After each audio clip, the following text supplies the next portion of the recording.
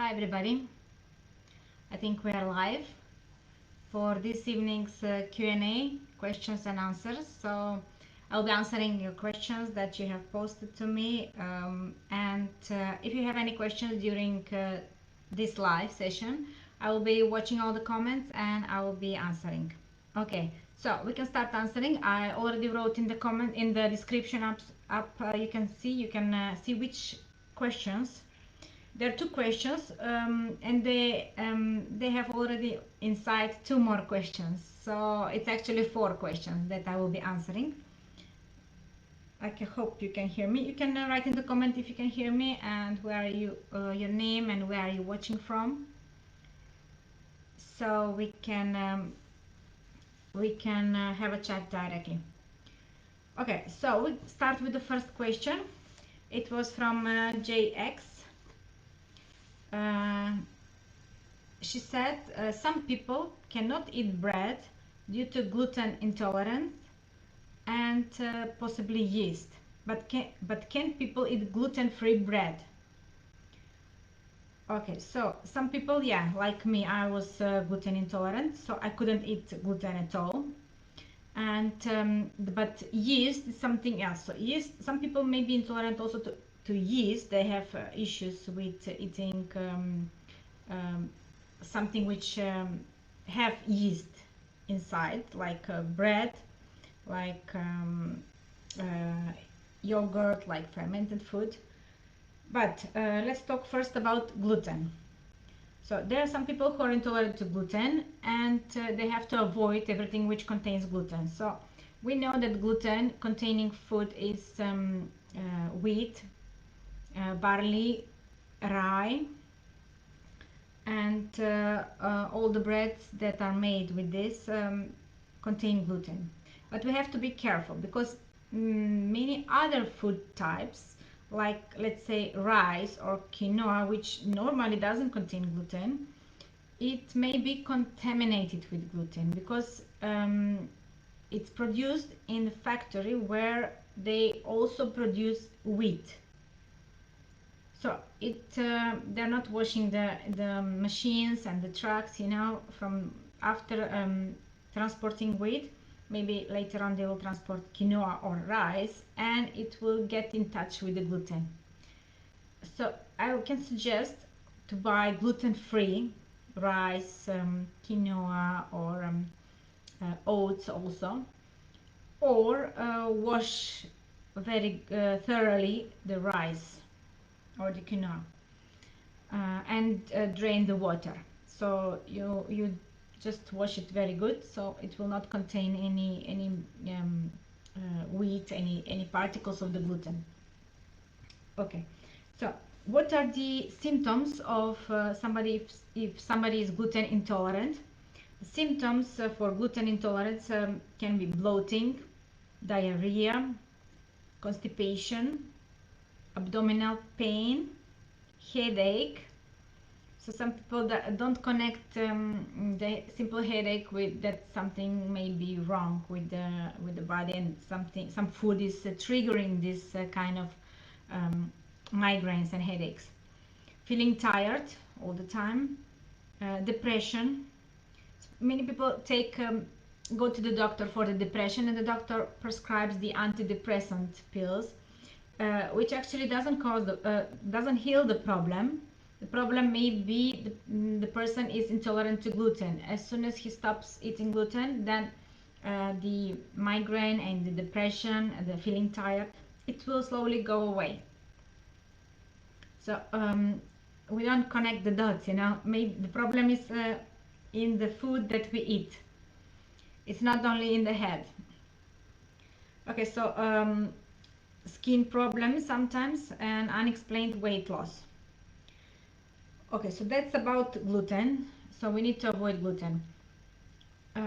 If somebody has a yeast intolerance, like maybe they have candida overgrowth, or what are the symptoms of yeast intolerance problems? If somebody has a problem with yeast, the symptoms can be they're similar like gluten intolerance, but most of the time they go both together. If many people have, if they have intolerance to gluten, they most of the time they also have yeast overgrowth, yeast intolerance, because maybe they have a disbalance in the gut, and they have maybe candida or yeast, other yeast overgrowth, which is showing the same symptoms.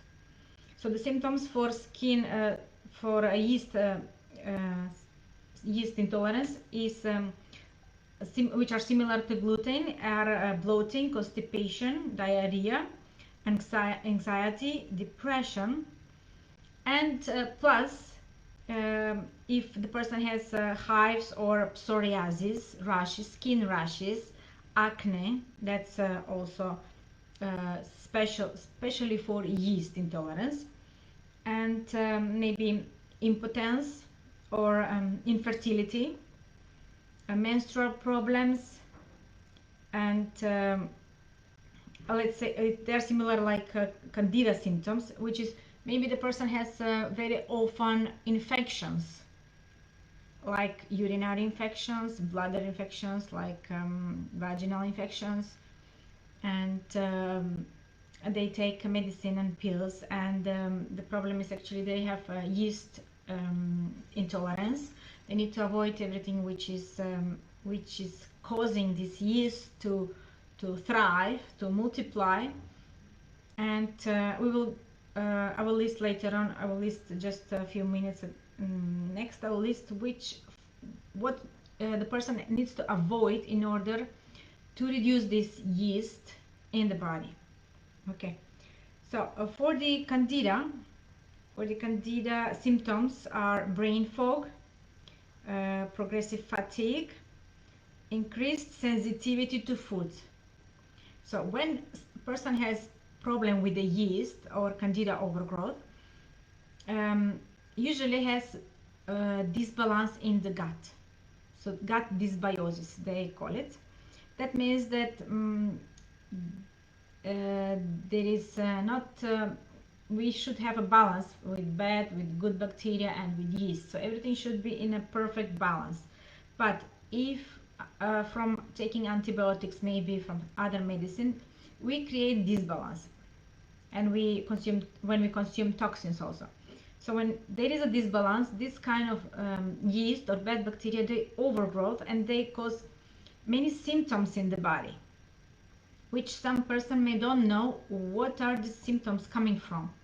They think they have skin rashes, they go to the dermatologist, and the dermatologist, of course, they will give them some creams or some antihistamine, which are actually reducing the inflammation, the body response of this kind of yeast that the person is triggering by something that he's consuming, right?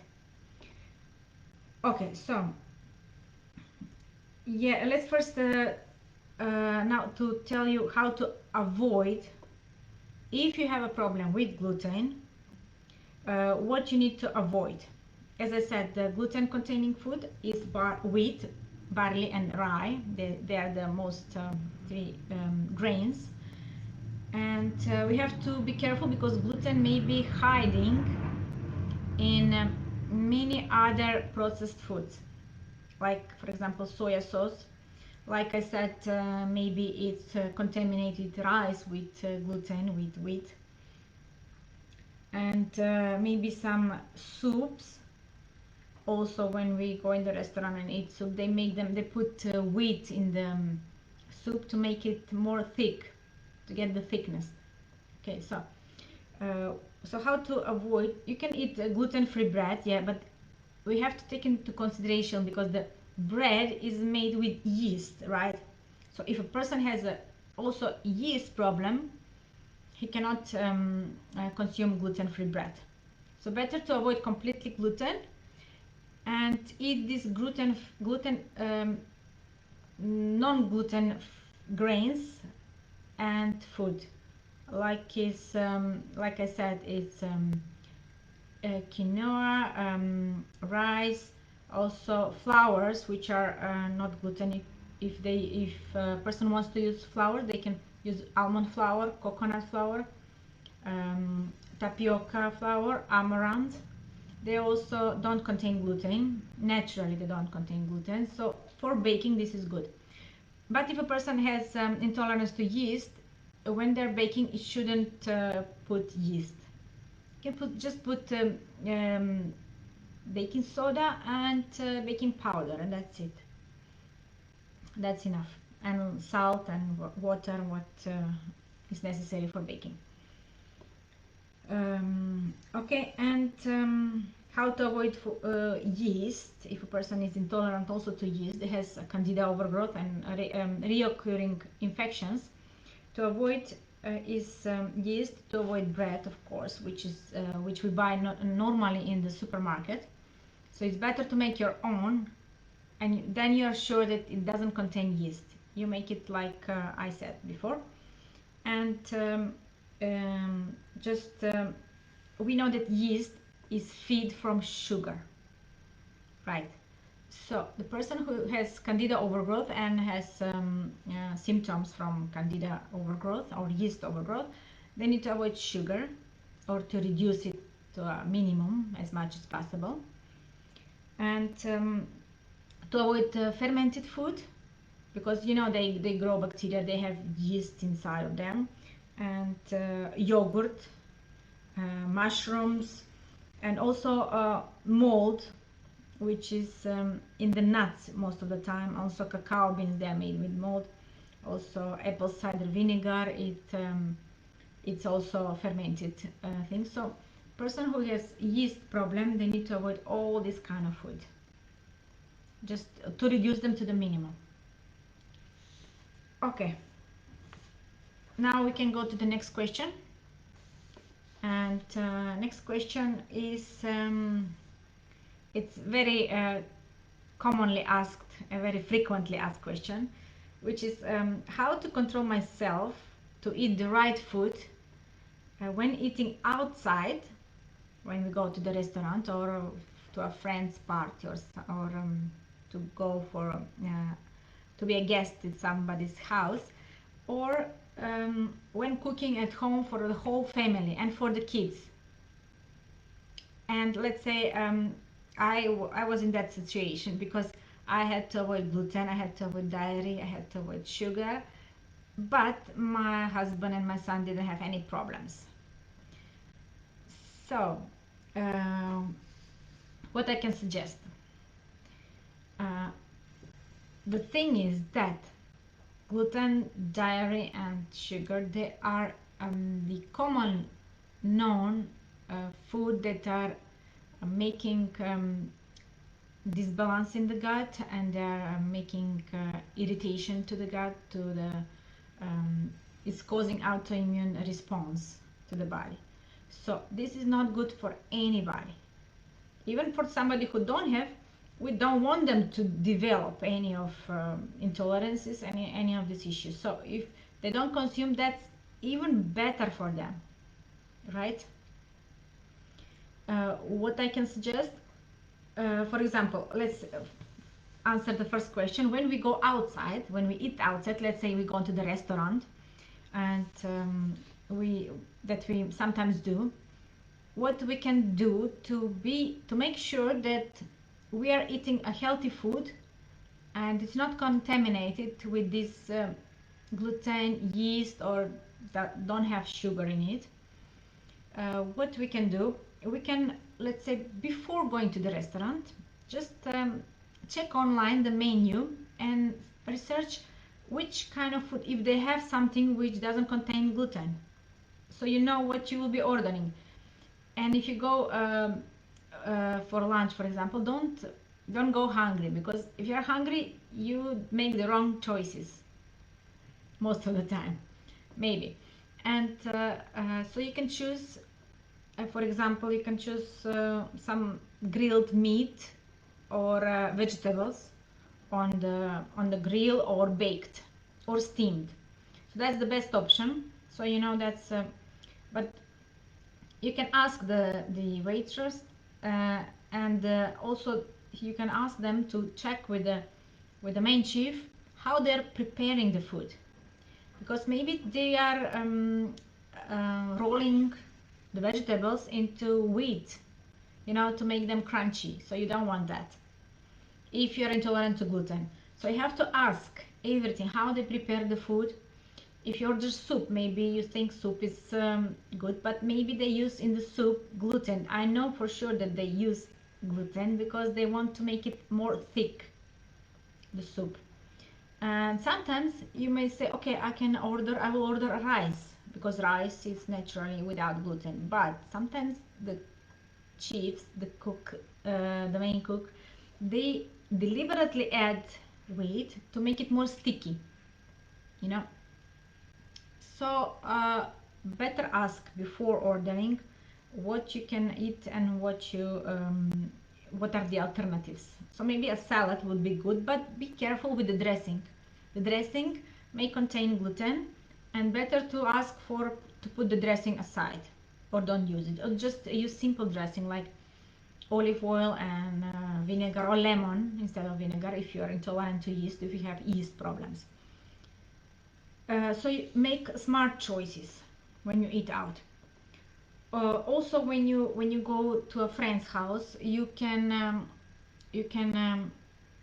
tell to your friend that you are not allowed to eat, that you're intolerant to this and this food, and you can tell him what you prefer, what kind of food you eat, and they can prepare. That's easy to prepare, like grilled meat or salad. That's much more easier, and it's easier for them. So you will not be like you know, like outsider in the group. Okay. Yeah, for the kids also, I suggest to prepare food which is without gluten, without dairy, especially no cow dairy, and with less sugar. And I noticed, because of my son, whenever I'm at work and I don't have time to prepare something for him, he orders some food, and when he eats gluten and sugary food, he has this like acne, small rashes on the behind the arm here. And whenever I'm home and cooking clean, giving him clean food, gluten-free food, in 2-3 days it's getting clean, so he doesn't have anything. So this means that the kids also, they are intolerant. I mean, most of the kids this age, they have problem with allergies, asthma, because of that, because of the gluten, because of the chemicals they use when they spray the wheat, and more their body is trying to fight. They're pretty young and they can handle it, but as they grow older, they will have much more problems, health issues. Okay. So if you have any questions, you can write in the chat box. So I explained about gluten intolerance, about the yeast, and how to control yourself when you eat outside, and you know, when there is party going on, when you go to the restaurant, to choose wisely. Okay. And yeah, that's what I wanted to mention about my son, because as this let's say 4 or 5 years I'm trying to control the food that he's eating, to eat more healthy food, and I can tell you that their brain works much more better. My brain function is improved actually, but I can tell you that the last year, previous year, he won the academic reward for the science, and this year he was accepted to the honors class for maths and for English. So you can see how his brain is functioning much better, and for him, as I noticed, that he can easily and quickly finish all his homework. He can concentrate more. So if we want our kids to be healthy, when we cook, we have to cook wisely. There are many delicious meals and recipes that I post on my page that anybody can see and try. that the kids will love them. I sometimes prepare something new and my son likes it very much. Just add some spices that he likes and they will eat it. And that's good because they will get good health habits since they are young. So when they grow older, that will be like normal way of normal food that they eat. Sometimes, okay, they can eat some hamburger, but it shouldn't be like everyday food to eat gluten. So we don't want to damage their bodies, their health, their gut. We don't want them to have health issues later on in their life, right? If you think of something else, you can send me a message or send me an email, and I will answer in the next Q&A session. Bye.